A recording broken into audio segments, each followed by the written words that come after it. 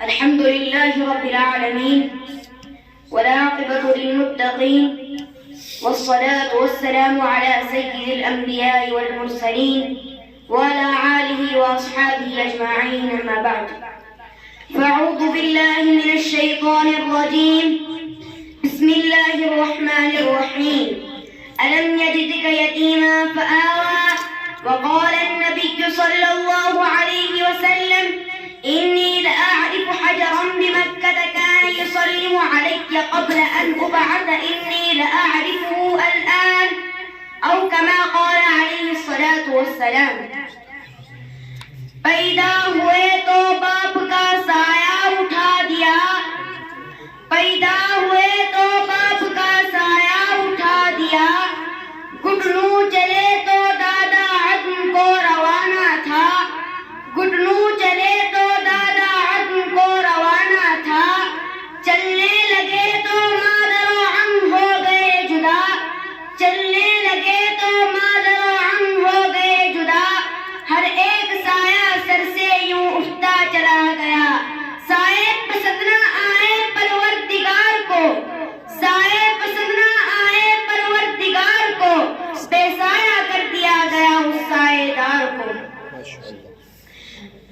سامعین اکرام اور قابل قدر شخصیات آج میں اس دلکش ساعت ہمایوں میں آپ حضرات کے سامنے اس جلیل القدر عظیم المرتبت اور رفیع الشان ہستی کے تذکرے کی سعادت حاصل کر رہا ہوں جن کی حیات و زندگی کا ایک ایک لمحہ سورج کی طرح صاف و شفاف تھا جن کی اگر ایک طرف جوانی کی زندگی عفت و پاک بازی عدل و انصاف سے لبریز تھی تو دوسری طرف ان کی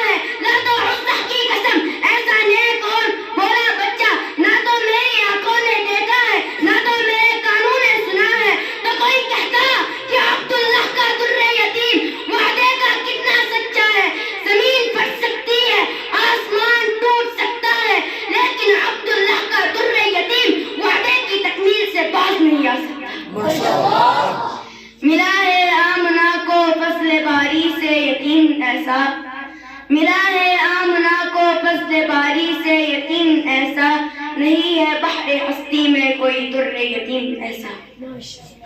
میرے عزیز دوستو، یہ قدرت کا نظام ہے. جب کسی انسان کو بڑا بنانا ہوتا ہے تو اس کے اخلاق بدل دیا کرتے ہیں.